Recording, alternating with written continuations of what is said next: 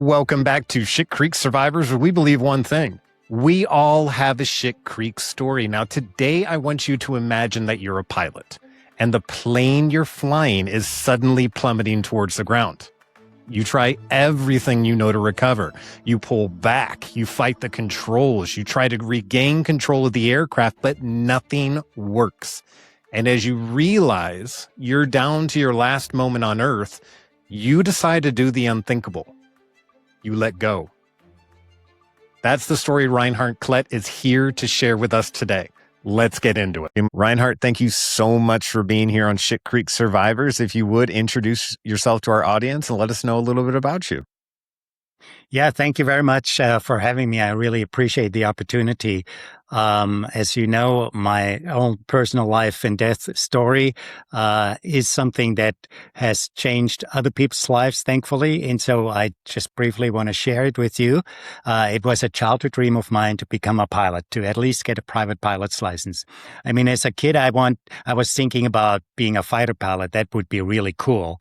But then when I was in the Air Force as a draftee during the Cold War, I was in boot camp for a few weeks, and I said, "This environment that's just not me. I don't want to sign up for 15 years in the military just to get my pilot's license." So I said, Right. "Okay, I'll do my draft, and then I'll get out of there." And then it was too expensive to learn how to fly when I grew up, because in Germany it's very expensive, and in order to maintain It's your an license. expensive hobby. It is a very expensive hobby. Very I've tried expensive. it. It's No, I mean, so much more expensive in Germany at the time, at least. really. And oh yeah, there was no comparison. Plus, you had to always do so many hours a year in order to maintain the license.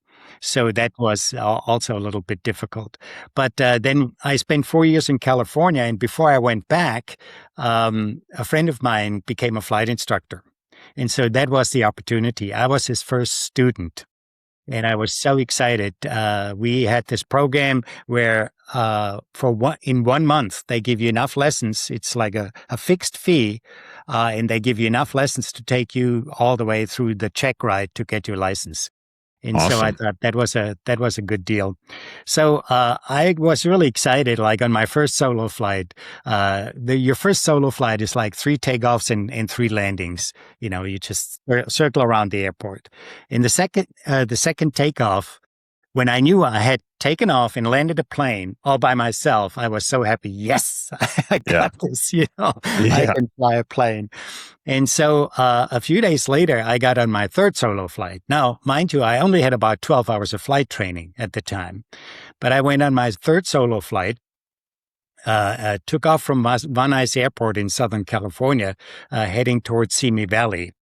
Now, on the way there, I was a little bit too close to the airport. We were actually in the approach of Burbank Airport there.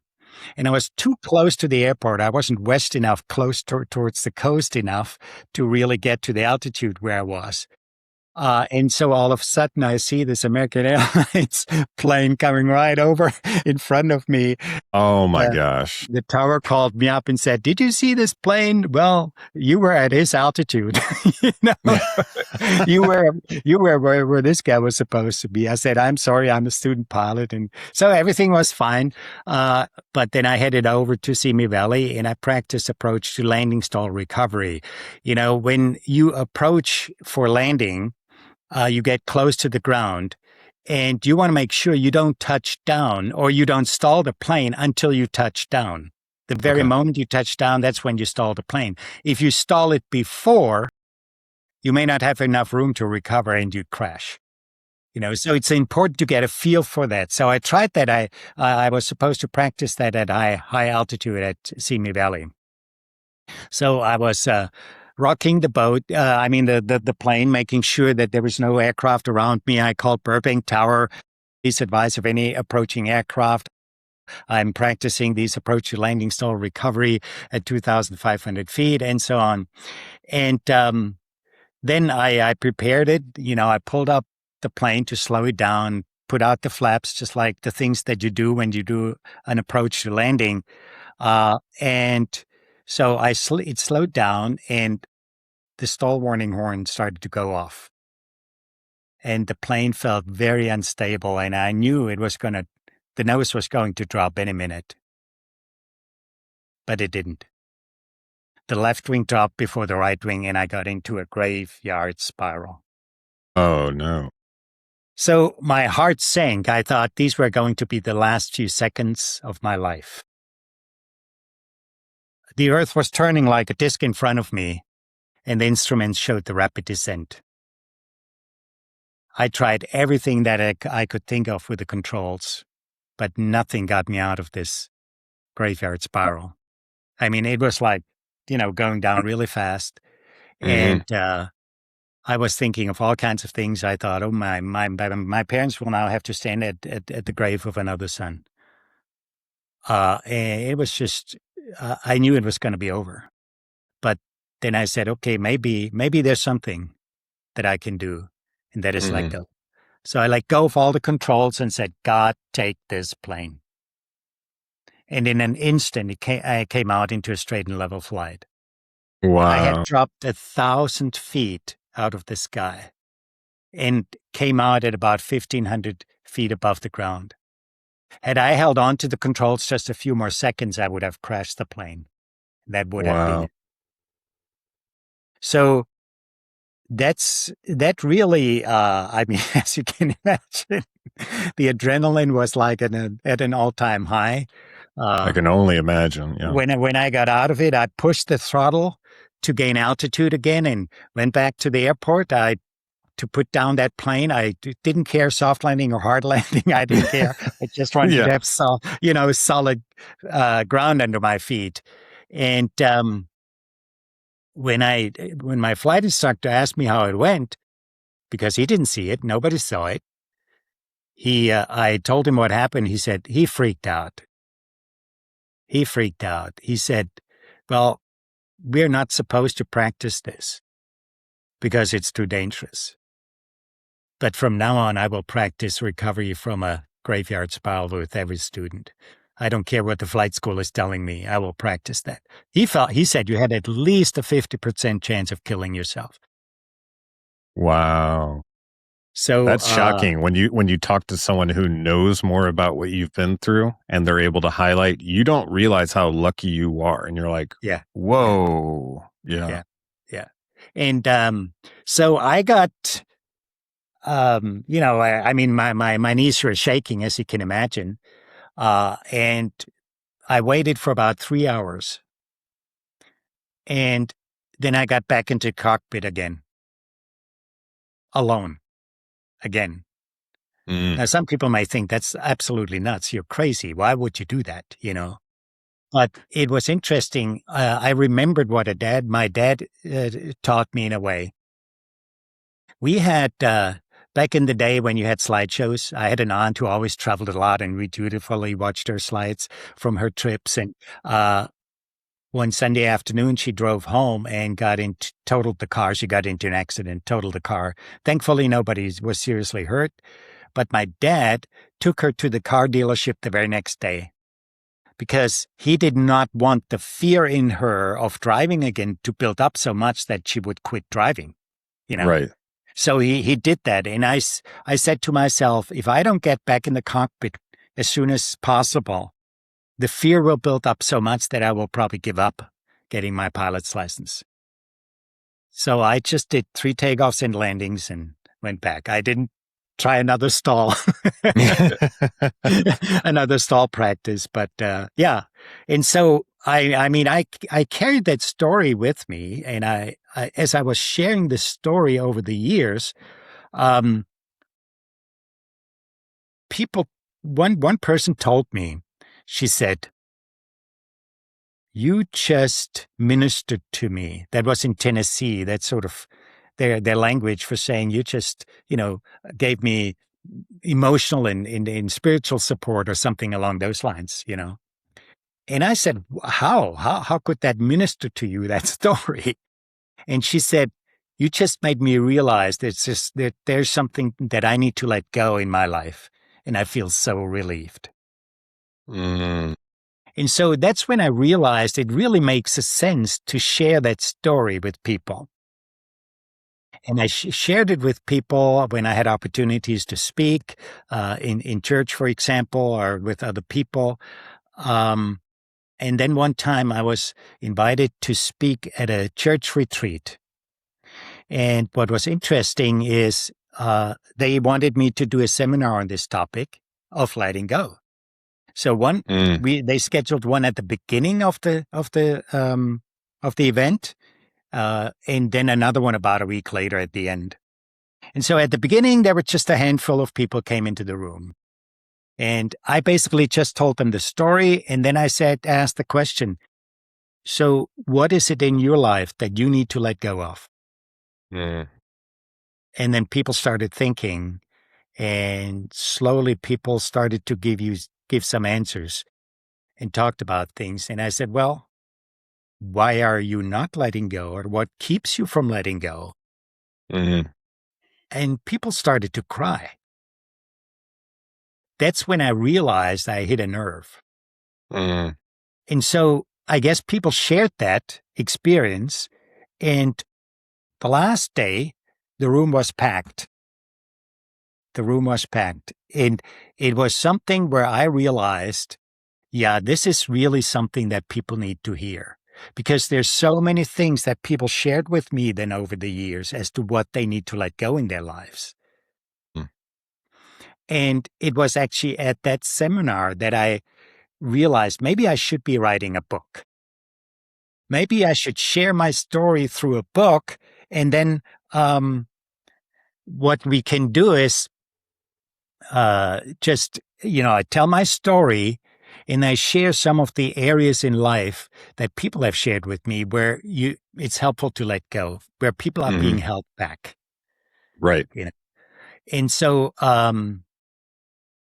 I started writing, but then I put it on the back burner. I had a full-time job. I was very busy. We raised 2 kids, and my wife was homeschooling, and I was traveling a lot overseas travels through my work in the automotive industry. So I just put it on the back burner. There didn't seem to be an urgency. But then what happened, I lost my job at the age of 59 in the auto industry. There were some issues. I had some ethical conflicts with my boss. And so I was let go. I resisted. I stood up or I didn't comply with some things that I felt were unethical.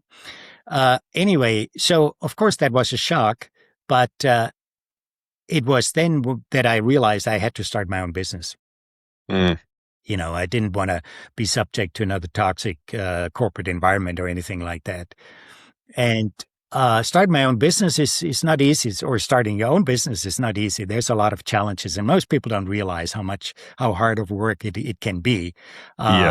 And thankfully, I had a coach, certified high performance coach through Brendon Burchard's program, and he really helped me to focus again and to to be more focused, to regain my confidence. Because no matter what happened when you lose your job, it affects your confidence. Yeah. Because there's no have you ever seen a Hallmark card for people who lost their job? There's none. Because somehow in our society, people still feel, well, if you lost your job, there's probably something you didn't do quite right. It's to some degree, it's probably your fault, And yes, we can all contribute to it, of course, but for all kinds of other events, life-changing events, there's Hallmark cards, but not for losing your job, right? Yeah, so good point. It affects your confidence, and so this guy really helped me to build my confidence and to focus on my business. I started a real estate investment business, which we had done some of that before on the side, and it went well. But the market changed. We moved to another state, so a lot of things I needed to learn, and so he helped me a lot. But he also encouraged me to write that book. And so I decided to write the book, and I got with a publisher, with some of those people that help you with self-publishing. And I sent the scripts to several of those companies, and one of them came back and she said, well, I went to your website, and I saw that you are actually a coach, because my coach uh, told me you could become a coach, because as I was networking with other small business owners, and I realized they had similar struggles than I did, then then I felt like they could use the help of a coach. And he said, "Well, you'd be a good coach. You could do coaching." And I said, "What makes you think that I'm an engineer by trade? Yeah. I'm not I don't have a psychology degree or anything like that," which he did have. Um, so anyway, so he said, "You went through the process. You did the work. So, and you were a good client. That's why I think you'd be a good coach." But anyway, so he encouraged me to write that book. And one lady that I picked, the one company that I picked, was the one who told me, "You need to flesh out your stories a little bit more. And then at the end of each chapter, you need to put a few coaching style questions. So you can market it. You can use it as a marketing tool in a way for your coach, Yeah. which is important." Uh, and so I did that, and it was very quick. It was actually during COVID that I published the book. We published the book in 2020. I think it was in June of 2020. And it's funny, a friend of mine got his first book on Amazon before I ever got my first book. That's The print awesome. shops were down, and for Yeah. non-essential business, they had to close, and so it was interesting. But you mentioned something to me about your story and about starting your podcast, and you said when it helps only one person, it's worthwhile. And what was interesting, I was contacted on Facebook by a woman who read my book, and she said, I talked to my pastor and showed him the book and how much it helped me. And the pastor said, "I know the guy. You should call him. You should tell him." We knew each other from some time in California. Hadn't been in touch forever, but anyway. So That's she read great. the book and she contacted me. And you know what she said? She said, "I've had a very hard life. I had a very abusive father. Then I had a very abusive first husband. And then I got a divorce from him. But then I got married again, and I had a beautiful marriage. But my second husband died of cancer. And so I've had a lot of trauma in my life." And she said, "I've had a lot of therapy and went through a lot of sessions and tried everything. I just wasn't able to let go. But after reading your book, I was finally able to let go." So that was the one person it was worth doing it for, Yeah. you know. Yeah. And and most people, you never hear their story. You never know how it's affecting them. They will never Hmm. let you know. You never hear about it. So if you have something to share, something meaningful and helpful to share, just put it out there. Hmm. Just put it out Totally there agree. as an Yeah. act of service. Yeah. Because it Yeah. is. It's an act of service. It's taking what you went through, putting it in front of some other people so that they can process it, understand, and learn from it as well. So it doesn't go to waste. These stories that we tend to hide could really help a lot of people around us. Yeah. So, Yeah. Absolutely. Absolutely. I needed it. I needed to listen to myself, hmm as after I was losing the job and I had some stress about a business deal. There were a real estate deal. There were three parties involved, and there were some complications. And it looked like I could either, worst case scenario, I would lose $20,000. Best case scenario, I would gain $50,000. And it stressed me out. I just could not focus. I could not concentrate on my business, and it was just consuming me. And I talked to my coach about it, and he said, "Well, um, so you took it back, huh?" I said, "What do you mean you took it back?" He said, "Well, I know you're a person of faith. I'm sure you took it to God, but you didn't leave it there. You took it back."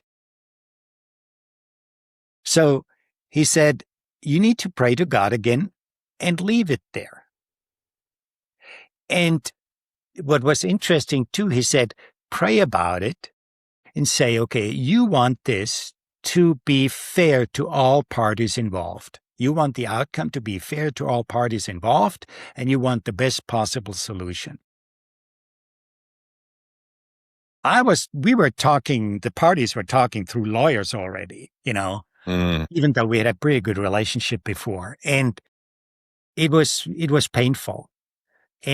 But then I prayed about it and I talked to the guy, one person that I could talk to, had a good relationship with. And we decided to bury our hatches and found a solution to where actually not only did I not lose any money, I made more money in the deal than my highest expectation was. We made $80,000 in the deal into Wow. my pocket, Yeah.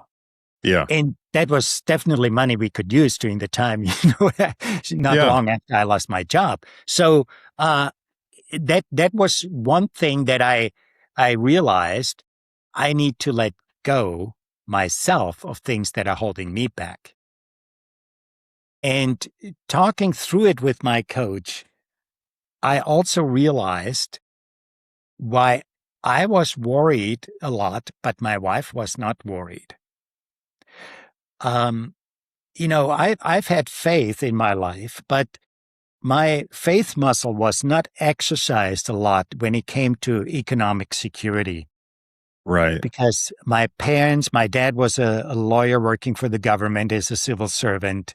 We weren't rich. We were 6 kids, but there was always, no worries about money. And then I Right. got my engineering degree, worked for a very solid Stuttgart-based company, who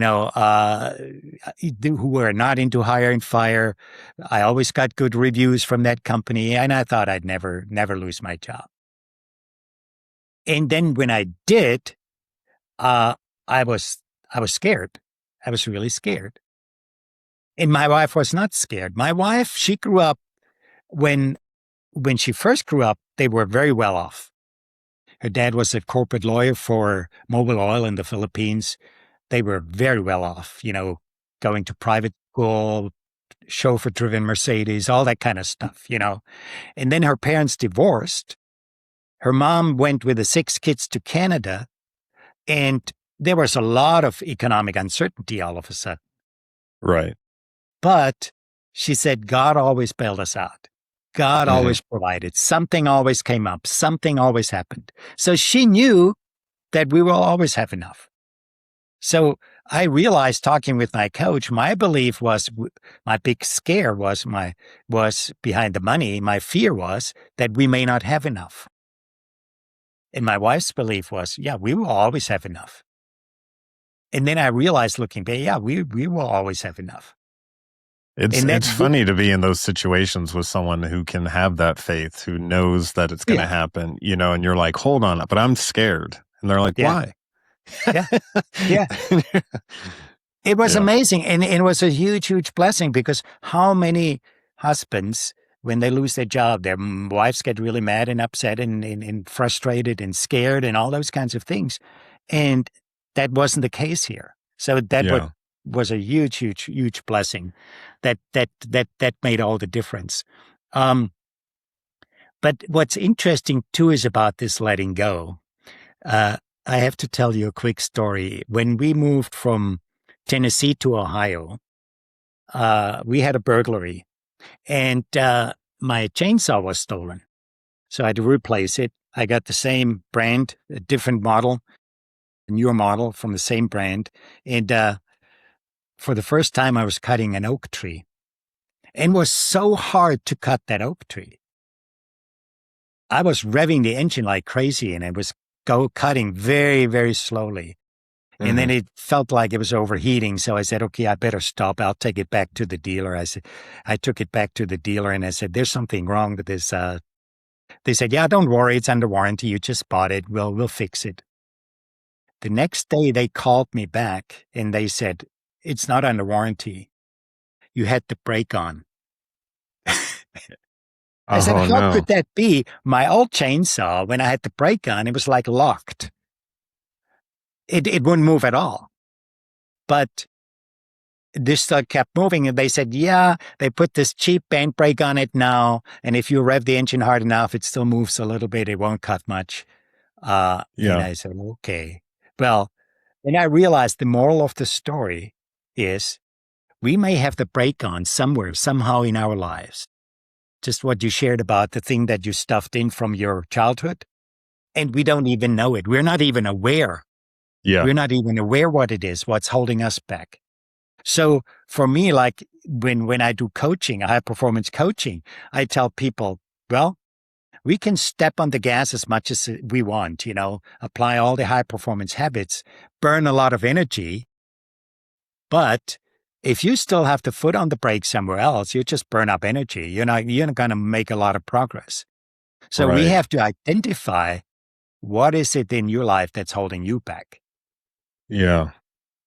So take the foot off the brake first, and then you can step on the gas. Yeah, that's very interesting. And how often do we, have our foot on the gas? Nothing's happening, but we just keep the foot down and not assess, well, what's holding us back? That's a really good point. Yeah, yeah. Wow. Well, one of the things, and I was reminded of that when you shared your story, one of the chapters in the book is letting go of past guilt and shame. Hmm. And, guilt and shame can only serve one purpose. And that if it's a catalyst for change, where we say, okay, we messed up, we did something wrong, we are guilty, there's shame on it, and I need to change. I need to repent. I need to ask for forgiveness. I need to work on restoration, whatever it may be. But then once we have done the work, once it has served as a catalyst for change, and then we need to let it go because then it doesn't serve any purpose anymore. Yeah. And That's hard. But especially when, and that to me is the worst thing that happens is when people are are being shamed for things that they are not even responsible for. Right. Yeah. Especially when you do that to children. That is such evil, And what is interesting to me too is because of the shame, even if we are not responsible for it, we often don't share it with people because we think it puts a blemish on us, or people think we're weird, or it must have had a negative psychological effect or whatever. It was interesting. A friend of mine, he was raped by policemen in the Middle East as a teenager. And he never told anybody about it. Not his parents, nobody, ever. Until he was in a meeting. He was a sales executive of a company, and there were other sales executives in the meeting. And he shared it with them in that meeting. And it blew him away. Every single one person in that room was sexually abused at some point in their lives. Wow. But now, because he shared, they could open up. Mm. Yeah. And it reminded me of my younger brother. He was 21 years old when he took his life. He was manic depressant, and he was in a very bad, low stage for a long time. And he took his life. He was actually in a psychiatric clinic.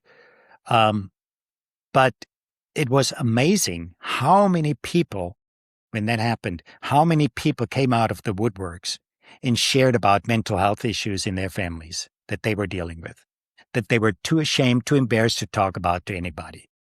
Mm-hmm. And the funny thing is, not funny really, but interesting. My grandfather took his own life. What happened is he was a doctor, and at the age of 85, he started to have first signs of dementia, and he knew where that was heading, and he didn't want anybody to deal with this. So he just gave himself an overdose legally. I mean, he did it in such a way that was clear that it was suicide. There was no, police came and everything, but there was no external, person involved.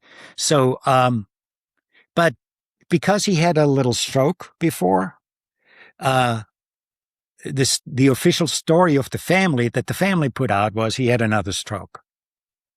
Okay. Several years later, my sister talked to a friend, and somehow this situation came up, and her friend told her that, yeah, your grandfather took his life too, not just your brother. And she said, how did you know? Her friend said, everybody knew. Our family was the only one who didn't know that everybody knew. Wow. So what's the point in hiding? Right. Yeah. Yeah. I don't know why we do it, because it traps us, whatever we're in. As soon as we decide I'm not sharing this with anyone, you're limited to what you know. You're limited to what you can access. And man, if just thinking about that as an alcoholic, if I could think my way out of it, I would have done it a long time ago. So I definitely needed help. Do you know what I mean? So Yeah. it's like it's interesting that we think we're different. We don't want people to find out, so we hide ourselves, which traps us in the place that we're at compared to being able to move forward. And a lot of times too, I get, it's odd that we will almost honor other people's feelings about us or perceived feelings about us over our own. Do you understand what I'm trying to say there? That we will, if like at my worst, when I was very much in a victimhood, you didn't have to say anything to me. I was thinking for you. I was thinking, you're thinking I'm a pile of trash. So every time that would happen, I was causing real emotions to happen in my brain, which were just repetitive over and over and over and over. And I just, you get caught in that story. And I was so concerned about what other people thought about me, it almost like froze me in place. The only time that it actually changed for me was then, like you just said, why am I thinking for people who aren't helping me? Why am I, coming up with these stories? Because the only thing that's happening is it's hurting me. And the truth is, I'm the only one responsible to pick myself up at the end of the day. Although I was very much a victim and I thought someone else should come save me, the only time something changed is when I was like, okay, well, turns out it's my responsibility and nobody else's. And that's when I was able to take self accountability and say, nothing will change unless I take a step. And then you take a step and no one says anything. You're like, oh, they weren't watching me, waiting to call out how I stumbled or failed. And then you take your next step. You're like, oh, this isn't so hard. And then you kind of keep moving. Obviously, you run into walls along the way, but it's funny how we will take on other people's opinions of us as true compared to saying, no, that's not who I am. I will not quit and I will keep going. It was just interesting the way you were saying it. I like it. Yeah. What I find, I mean, there is fear behind not opening up, because it doesn't feel safe. I mean, when I was in the corporate world, and I was in job interviews, and even when I had the job, I would generally not share with people that my younger brother took his life and that he was manic depressant, because I did not want people to think that, a lot of people think, oh, that's all genetic. And, your grandfather took his life, your brother took his life, you must have a propensity in that area. And who wants to hire an engineer with mental health issues, potentially? Right. Yeah, I see what you're saying. So if you So have that two was the people fear. standing next to one another, they're as qualified as engineers, but one person says, I got this suicidal ideation in my family, and the other person says no, they might pick the person who says no, just because it Right, eliminates. I see what you're right, saying for sure. right. And that's in general, we are afraid to show weakness. We are afraid to show vulnerability. What I have, and you have probably heard from Brené Brown. She talks about that in a TEDx talk about showing vulnerability. Um, and it was interesting. I picked up on that a little bit when I did another seminar just 2 or 3 years ago. at another church event. And so I briefly told the story, and then I asked them what they need to let go of. And I said, well, people were reluctant to raise their hands. And then I said, well, has anybody ever had any worries around money? And then almost every hand went up. Yeah. And then I asked, so what is it specifically? And then people were sharing reluctantly. They were sharing. And then I said, okay, at the end, after people were sharing, I said, well, the fact that they shared what was going on in their lives, did that turn you off to them? Or did that endear you to them? Do you feel more connected now, or do you feel like rejected? And they felt like, yeah, we feel more connected now. Now that because if you don't show vulnerability, and if you're being fake, there's no connection to fake relationships, no real deep connection, you know? And so that's when I realized connection is only possible. Strong heart-to-heart connection is only possible when we expose our vulnerability. And the funny thing is, we don't expose our vulnerabilities for fear of rejection. Mm-hmm. And so we become lonely because we're not connecting with people. Yeah, we isolate. Yeah. We isolate. We do just the opposite of what helps us to not to be lonely. Yeah. It's like we keep repeating the cycle, we just keep putting nails in the coffin. Yeah, I can relate. It's a weird thing that we do to ourselves. Yeah. And the power we give other people, even the idea, if they knew this about me, they will think this, and the question is, why does that matter? Or is that true? And like you just demonstrated, like, are you more endeared to the person who just shared their soul with you? Or are you more, pushed away by that? And the truth is you're more connected to that person because they just sliced off a piece of themselves and shared it with you, which makes you, I don't know. It's kind of like an honor when someone really kind of puts some heavy info on you. You're like, wow, I can't believe you're telling me this. I really appreciate you trusting me with this. You know what I mean? It like connects you more than anything, especially if they're your friend.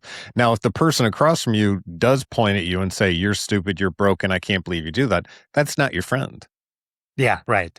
That might be a bummer, but at least right then and there, that person's not your friend. And that's okay. You know what I mean? We spend our whole lives kind of running into people as we travel through this universe, travel through this earth, and sometimes we get to spend long periods of time with them, and sometimes it's very brief. It doesn't mean it was a bad thing, the time that you spent together. It wasn't a waste of time when you find out that maybe you were not as connected to this person as you thought because you guys did have a relationship.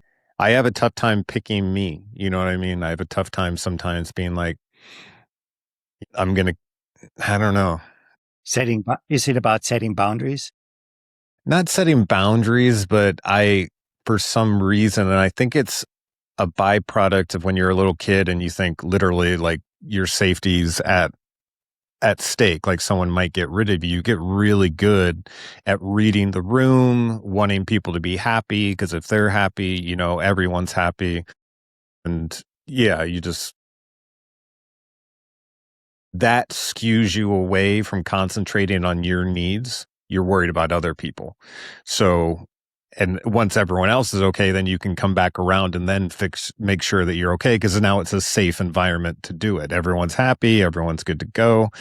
And I'm just coming to terms with that. Like, I don't need to do that. Like, I don't need to wait. I don't need to evaluate someone else's opinion of me as much as I do. Yeah. I don't have to prove it wrong. I just need to be me.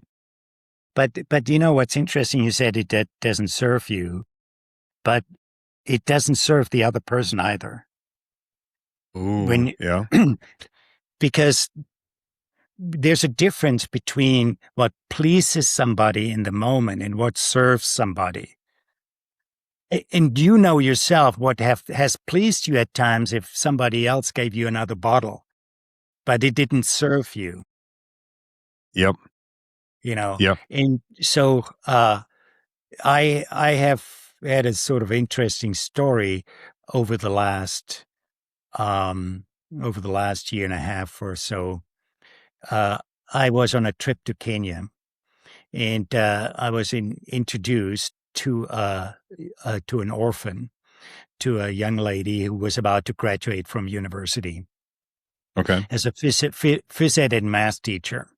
And the lady that introduced me, she's in her 80s. She had sort of helped her get through university and sort of taken her under her wings. And she asked me whether I can mentor her a little bit. And we talked. And she said, I'm very much into the outdoors and I love swimming and hiking and all those kinds of things. I've hiked Mount Kenya a couple of times and I just love to do that stuff.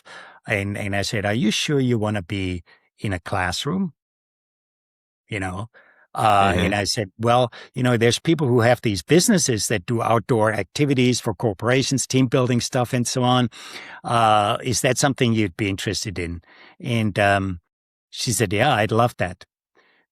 Long story short, I, introduced her to people, connected her with people. She got an internship in Zimbabwe with somebody who does that, and loved it. And I was asked to mentor her and coach her.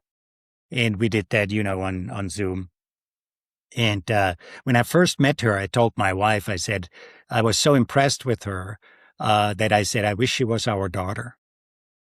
And then after mentoring her for a few months, she told me during a call, I feel like I found a father. Beautiful. Yeah. And guess what? She told me we need to go up to Mount Kenya together. Second highest mountain in Africa. And she said, you can do it. You can do it. And so we did that this February. Now, Nice. it was very, very interesting. It was quite the adventure going up there. And we had our guides and we had our people that carried stuff and so on. And on the way up, we were fine. I mean, it was exhausting, but we were okay. And on the way down, like on the third day was on the way down, I struggled the last hour. I was like aching and hurting. And, when you go down steep steps and she was worried about me. She was very protective and concerned about my safety. And she told the guide, she said, I don't want to lose another father. And so that is something where you think, and what was interesting, and I tell you the story because during our sort of mentoring and coaching sessions, I didn't always tell her what she wanted to hear. One time she was laughing and I said, Sharon, why are you laughing? This is not funny. And it hit her like, nobody talks to me like this. Normally, Right. And I could hang up right now, if I didn't want to hear that. But that was a switch for her where she said, okay, he tells me what I need to hear. Yeah. And I trust him. Yeah. And I trust that, And so that's what we have to always keep in mind is what we're saying to people or what we're doing for people. Is it pleasing them in the moment, or is it really serving them? Yeah. And that can sometimes help us maybe to get a little bit over the people-pleasing desire because we think it's the nice thing to do when it's really not the loving thing to do. Right. I mean, it was funny when she said, I feel like I found a father. I was a little worried for a couple of days. I was thinking, oh, what does that mean now? At some point, do I have to pay for an extensive African wedding or something? Or am I going to get some cows or whatever for my daughter, so to speak? But then it just before our next call, it just was so clear in my mind. I felt like the Spirit told me this. The only question I asked, what would love do? Not to worry about traditions or customs or whatever. What would be the loving thing to do? Whatever situation comes up, you know. And if we make that the guide, and then I also find that when it comes to worrying about what other people think, there's something that I have found when I came to America that more so than anywhere else of what I have seen, where pride is treated almost like a virtue, Mm, you know. And I was wondering, well, I mean, I read my Bible, and you read it from Genesis through Revelation, and there's no place where it says pride is a good thing. And I right. was, and so where does this idea come from that even in Christian circles, people talk about pride? And I actually heard a sermon, somebody said, "Oh, I have good pride, I love my tomatoes, I love my grandchildren, I love these, and I'm proud of this, and I'm proud of that," as opposed to some other pride people. You probably can Yeah. guess what he was referring to. Yeah. Um, and and then I was thinking, where in the world does that come from? And then I checked the dictionary, and I realized that there is positive synonyms in the dictionary for pride, like self-esteem or confidence and things like that. And I said, that's interesting. That really muddies the water. Mm, That really muddies the water because for example, if I tell my child, I'm proud of you, what am I conveying? This the child and thinking, oh, it's okay to be proud. My dad's proud of me, so it's okay to be proud. So it's confusing. And I'm yeah. thinking if the language is not clear, if one word can mean so many different contradicting things, that's confusing. Then the thinking is not clear, Mm, And so I said we need to use language that makes it clear what we mean. And there's yeah. biblical examples. I mean, God said, "This is my beloved Son, in whom I'm well pleased." So if that's the case, we say, "I'm well pleased," instead of Yeah. "You make me proud." You know. um, Yeah. You're right. It can actually turn into a trap too. Because if you want yeah. God to be proud of you, sometimes you can turn that into acts, like I need to be doing certain stuff for God to be proud of me, when that's not always the case. He's proud of you anyways. Do you get what I'm trying to say? Yeah, So, well, he's pleased with you, yes. you Yeah. know. And so I'm thinking in my mind, the distinction I make is this: confidence comes from having a relationship with God, striving to please Him, acting with integrity. That's where confidence comes from. There's a scripture where it says, "Let not the wise man glory in his wisdom, not the rich man in his riches, in the mighty in his might, and all those things. But let him who glories glory in this, that he knows me and sort of has a relationship." I'm paraphrasing. So that's when you have confidence. And if we don't have that relationship with God, and we don't have the confidence that is based on that relationship, there's a hole in our Mm, hearts. yeah. And we fill that hole with what I call Satan's counterfeit of confidence, which is pride.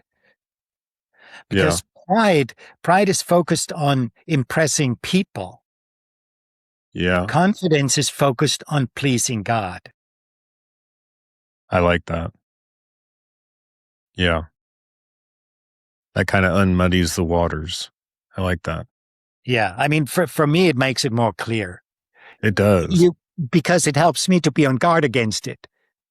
Yeah. It's so easy to be like, I ran into this person yesterday on a group call, Zoom call, and it was the first time I was introduced to the guy. He mentioned his name to the group, and I sort of sent him a text, and he said, "Oh, my son worked for the company that he worked for in the IT department." This was an IT guy, and Hmm. then he texts back, Oh, yeah. I was wondering when I saw your last name that, well, is he related to this guy that I know from work? Yeah, and he said he is one of the brightest minds in the young minds that I've encountered in working for this company, or something along those lines. Now that can really swell you up quickly, right? Yeah, You yeah, hear that about your son. You have to be very careful, you know, that yeah. you're grateful that your son has turned out well. You're grateful about it and you're pleased with it, but it's really um it's no reason to be proud about it, I hear you. you know. Yeah, that's a good distinction.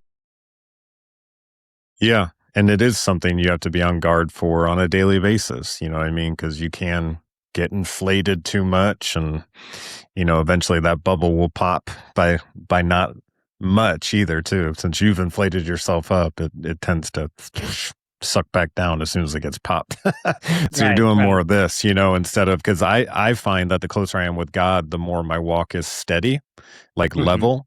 I mean, yes, there's up and downs, but if the classic is like when Cameron's in control, life goes this way. When I hit the bottom and I go, God, I'm an idiot. I need help. It goes like this. You know what I mean? Yeah, So yeah. I'm with you. It's like that's such a cool way of saying it, that confidence is walking with God because you know what you're supposed to be doing and you're choosing to make the right choice one step at a time. And as you Right. do that, you build confidence. A lot of times I found, like, even with sobriety, like, I did things that I knew that I couldn't do alone. So it was almost a miracle I was able to do them. And then basically being like, God, thank you so much. Like that. Absolutely. Yeah. Yeah. That. And it's what in high performance coaching, one of the high performance habits is having higher levels of energy. That's Mhm. physical, mental, emotional, and spiritual energy. And spiritual energy goes up when you act with confidence, when you act with integrity. Then you have Mhm. a higher level of spiritual energy. We know, and you know that from your own experience, when you know you've done something wrong or had the bad attitude or wrong attitude or whatever, your spiritual energy is not the same. Yeah. And it Yeah. affects you, it affects everything else. They're also connected: physical, mental, emotional, and spiritual energy. They're so connected. They all go up Yeah. and down together pretty much. Yeah. Yeah. Yeah, absolutely. Wow. Well, I sure have learned a lot. This has been such a great discussion. Thank you so much for sharing your experiences, being vulnerable with us. It helps. And like we said before, if we can help one person, that's all that really matters. If you had an opportunity to talk to the person who's sitting in their shit creek right now and they're not sure if they even want to make it to tomorrow, what kind of words would you give that person to kind of keep on going? Um, well, just acknowledge the situation you're in and surrender. Surrender. You know, Tell God, I need help. I can't do this by myself. But then act. Then be confident that if you sincerely seek God, He will help you. He will get you through this. 100%.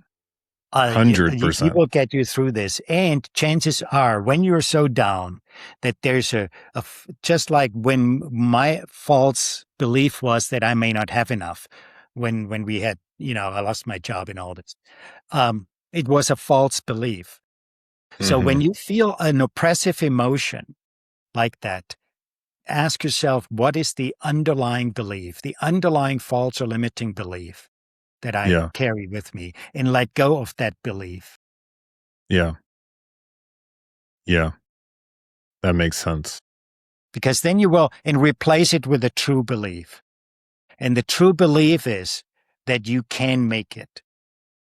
You can't make it on your own, but your responsibility is to to deal with it in the best possible way and seek the help that you need. Yeah.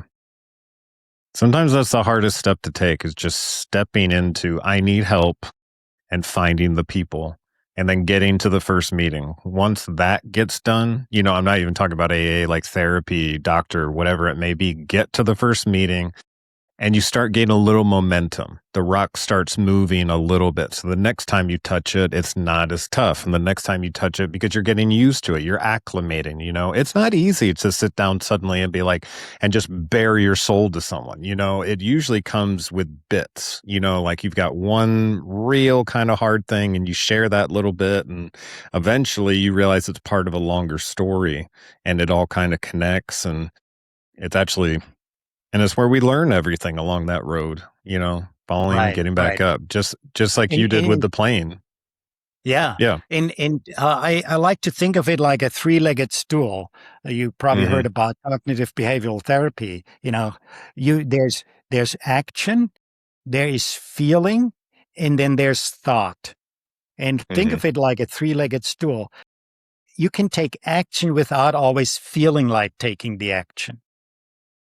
But when you take action, it affects the way you feel, it affects the way you think about something.